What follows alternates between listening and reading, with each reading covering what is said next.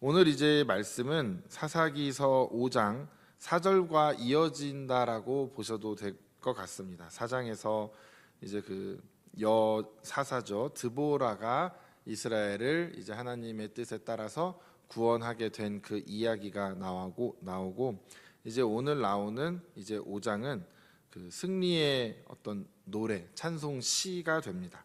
그래서 이스라엘이 그 가나안 왕 야빈에게 20여 년 동안 학대를 당하게 되고 그것으로 이제 하나님께 부르짖었더니 하나님께서 그 약속을 기억하시고 이스라엘을 구원하신 것이죠. 그런데 이 시가 거의 그 구약에서 나오는 그 히브리어로 된 시 중에서는 가장 오래된 시 중에 하나로 이렇게 분류가 됩니다. 또 오래된 시가 하나 있는데 혹시 기억하십니까?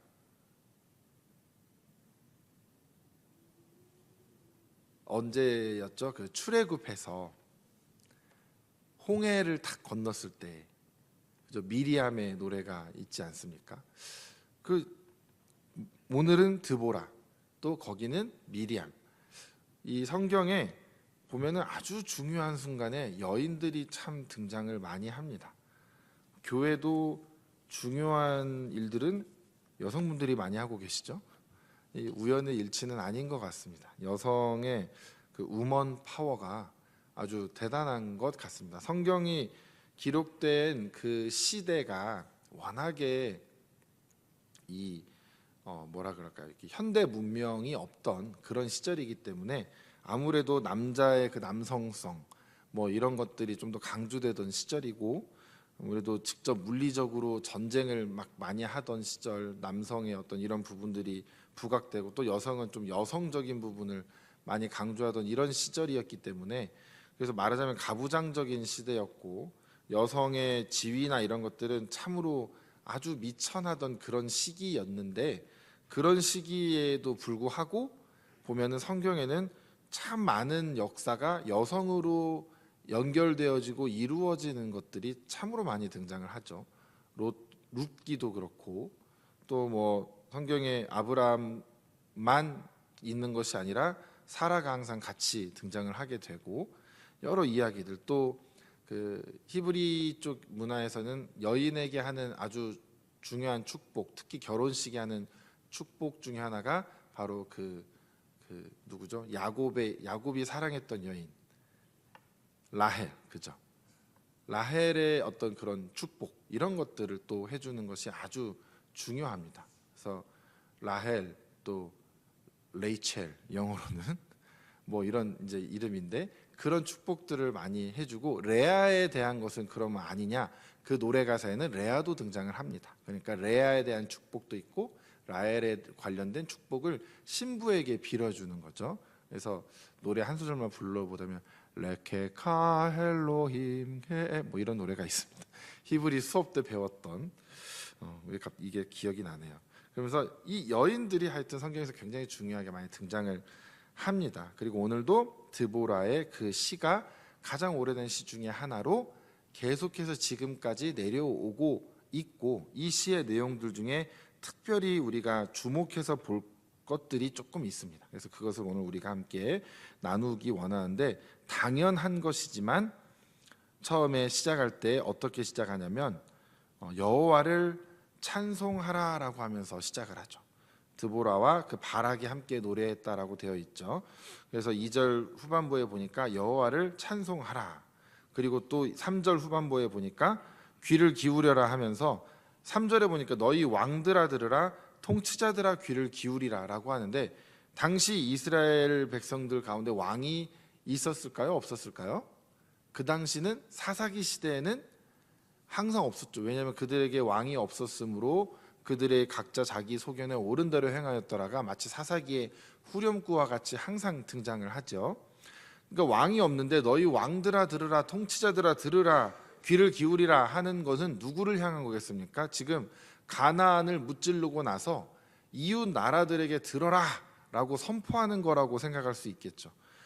우리는 왕이 없다, 너네 왕들아 들어라, 우리의 왕은 바로 하나님 여호와시다, 여호와 하나님이시다, 이것을 선포하는 거죠. 그래서 내가 여호와를 노래할 것이요 이스라엘의 하나님 여호와를 찬송하리로다, 이렇게 이제 시작을 합니다. 그러면서 이제 4절부터 조금 구체적인 내용들이 나오죠. 하나님께서 행하신 일들, 막 땅이 진동하고 하늘이 물을 내리고 구름도 물을 내리고 이런 것들을 막 이제 이야기를 하면서 얘기를 하는데, 6절에 보니까 아나세 아들 삼갈의 날에 또는 야엘의 날에는 대로가 비었고 길의 행인들은 오솔길로 다녔도다. 이 표현이, 6절의 이 표현이 뭐냐면, 이 가나안들이 너무나 이제 득세하여서, 말하자면 제대로 된 대로들, 좋은 도로들은 이스라엘 백성들이 맘 놓고 다닐 수가 없는 지경. 그러니까 숨어서 다니고 이렇게 피해서 다니고, 말하자면 도적들을 피해 다니듯이 그렇게 살아갔던 시절들이 있었는데, 이제 드보라가 일어나 이스라엘의 어머니가 되기까지는 이제 그렇게 살아왔다라는 걸 6절과 7절에 이야기를 하고 있는 것입니다. 그러면서 이제 또 하나님을 또 찬양하고 전쟁에 이기고 이런 것들을 얘기를 합니다. 그러면서 12절에 깰지어다 깰지어다 드보라여 깰지어다 너는 노래할지어다 일어날지어다, 이렇게 하면서 이제 막 더 이게 시를 이렇게 또 고조시키는 어떤 이런 내용들이 등장을 하죠. 그런데 이것이 그냥 간과할 것이 아니라 깰지어다 깰지어다 하면서 자신의 이름을 넣어서 한번 읽어보는 거죠. 나의 이름을 넣어서 읽어봅니다. 한번 읽어보실까요? 어디까지 읽어보냐면 일어날지어다까지 한번 큰 소리로 외쳐서 자신의 이름을 넣어서 읽어보실까요? 시작. 깰지어다 깰지어다 박지훈이여 깰지어다 깰지어다 너는 노래할지어다 일어날지어다.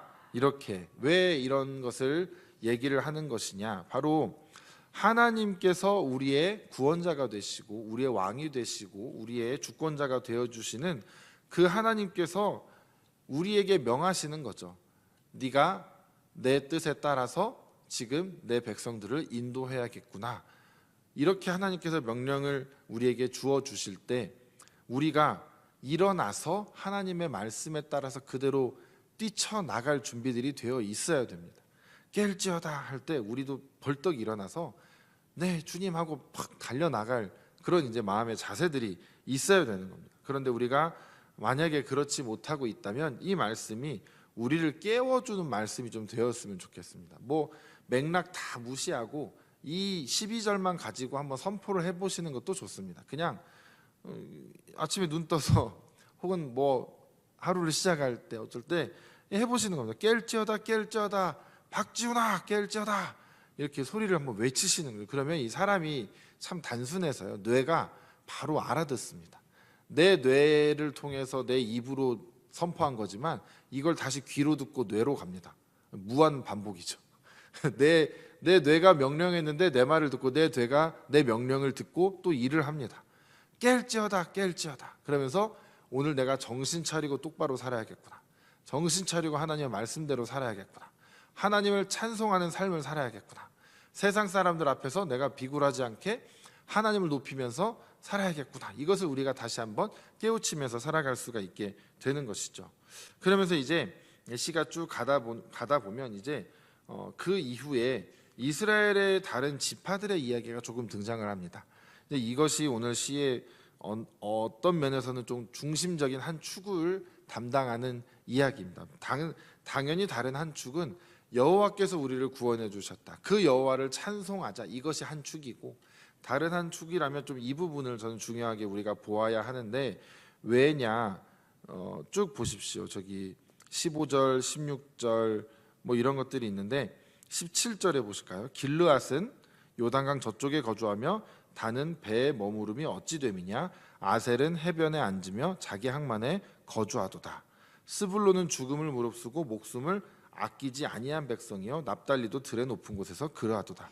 17절과 18절이 좀 대조가 됩니다. 눈치를 채셨습니까?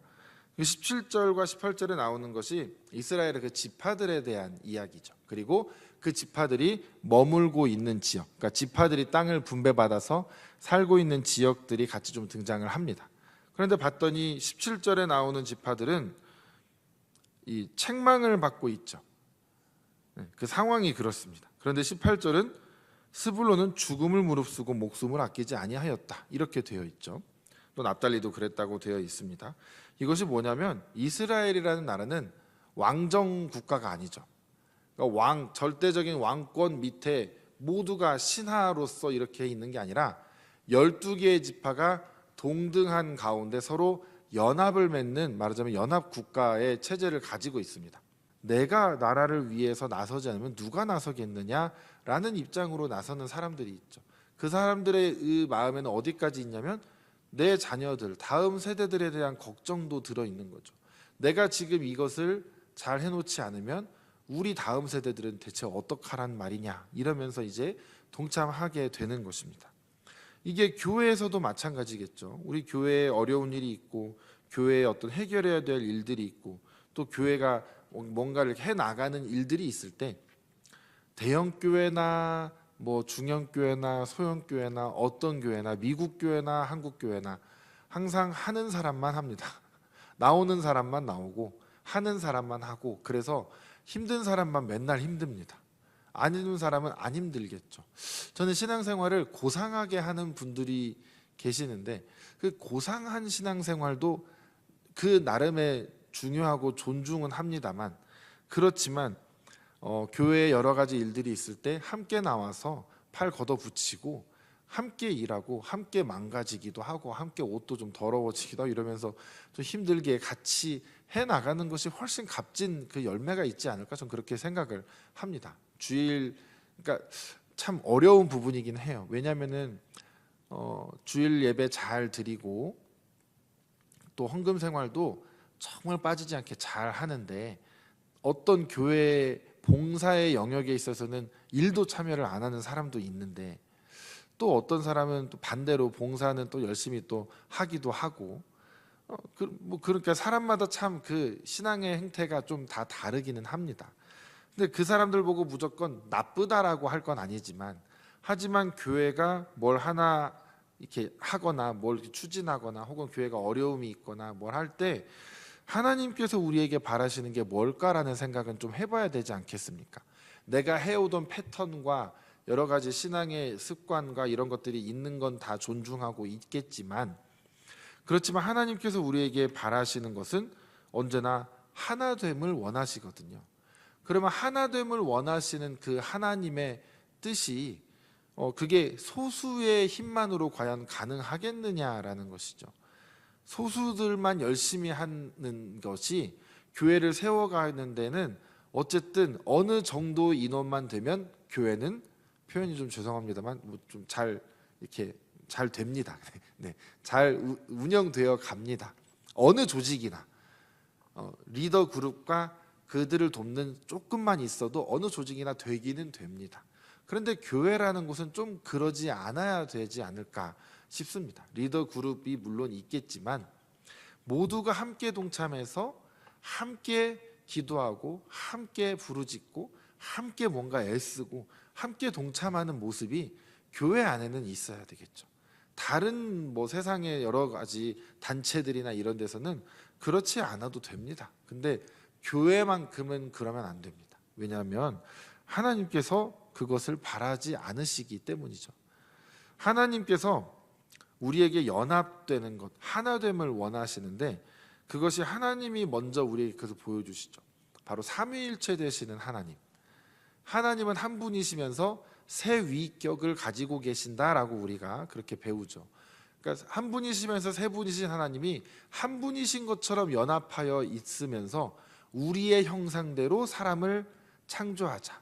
우리의 형상대로잖아요. 우리 연합해서 있는 그 모습 그대로 사람을 만들자. 그리고 사람을 만들었을 때 아담과 하와가 한 몸을 이루게 하시고 또 한 가족들을 이제 하나님께서 택하셔서 아브라함을 택하셔서 한 민족을 이루게 하실 때 결국은 그것을 최종적으로 말하자면 테스트라고 해야 될까요? 그것을 잘 넘어간 것이 바로 요셉이죠.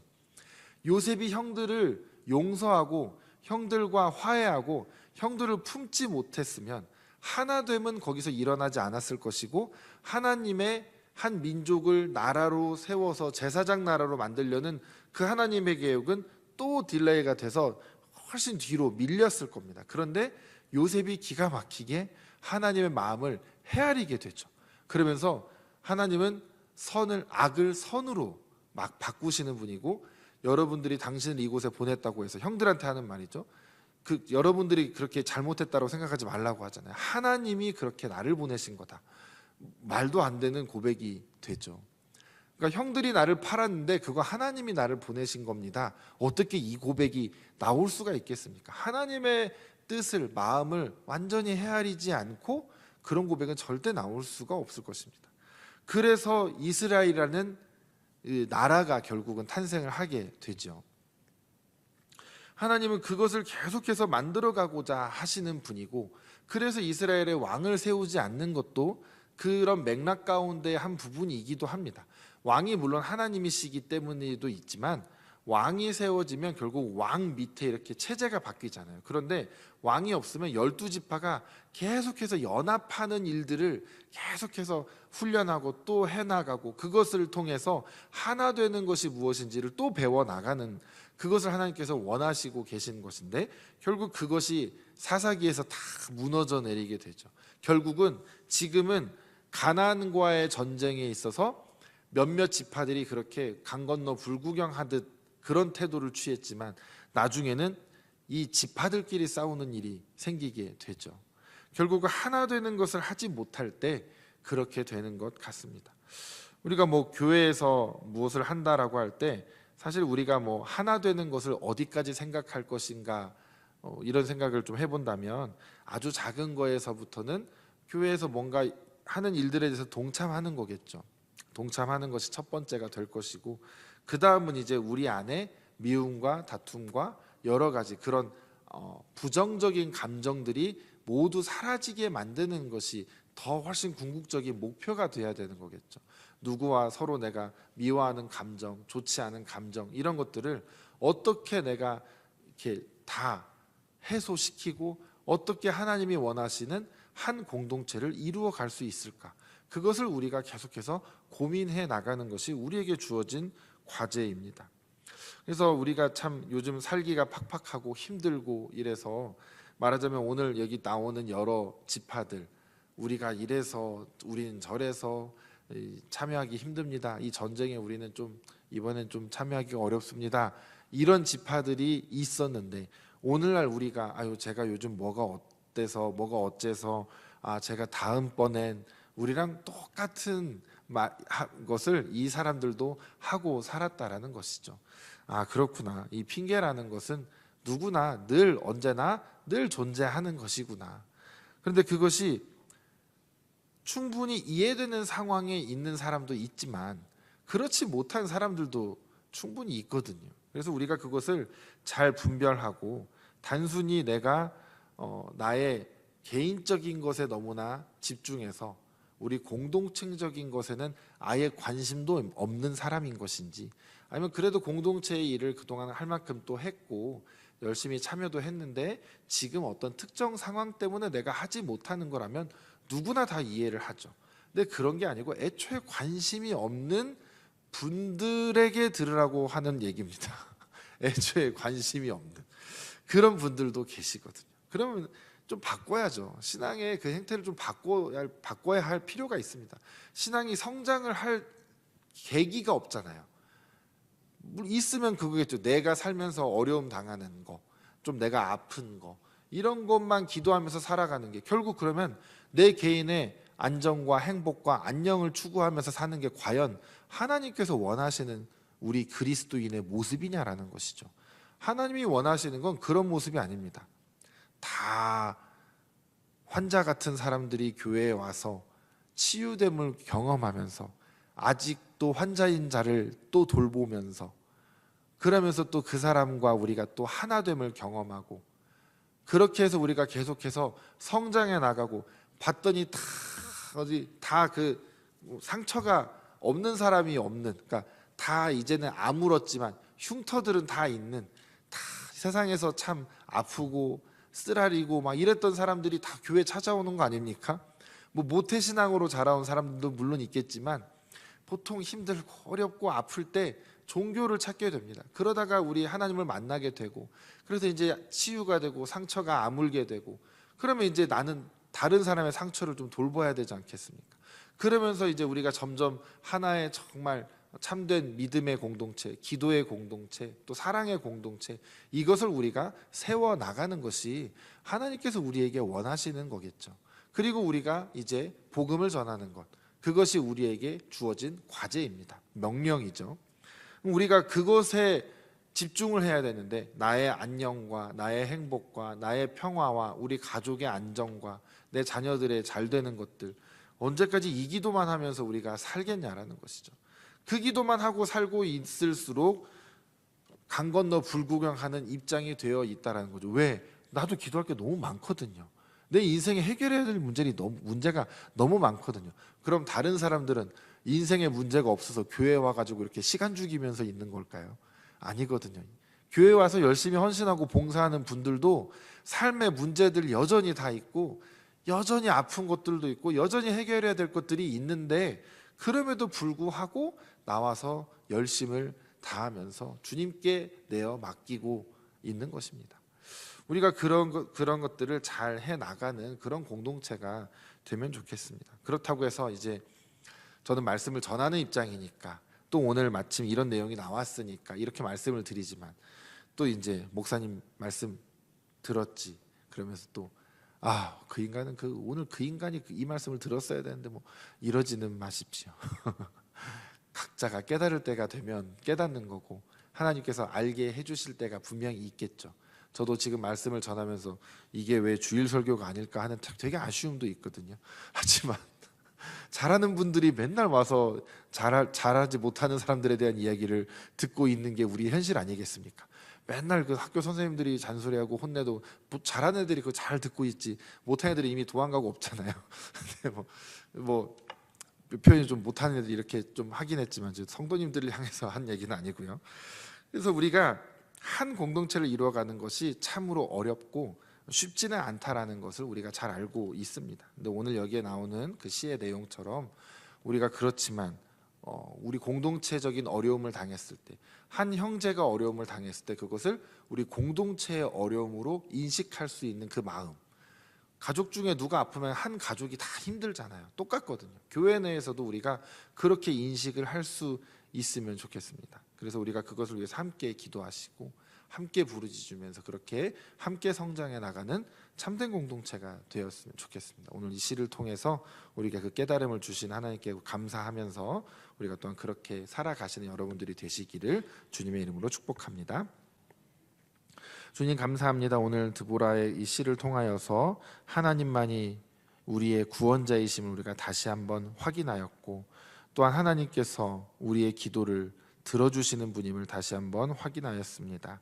이 시 가운데 또한 우리가 한 공동체를 이루어가면서 정말 하나로 연합하는 것이 참으로 쉽지 않은 일임을 우리가 다시 한번 깨달았습니다. 주님, 우리도 여전히 우리 안에 나만을 생각하는 마음들이 있거나, 또 공동체도 중요하지만 일단 나부터 살고 봐야 되지 않겠냐고 생각하는 그 마음들이 때로는 공동체를 살릴 때 내가 살아나는 경우도 있다라는 그것을 우리가 좀 깨닫는 귀한 시간들이 되었으면 좋겠습니다.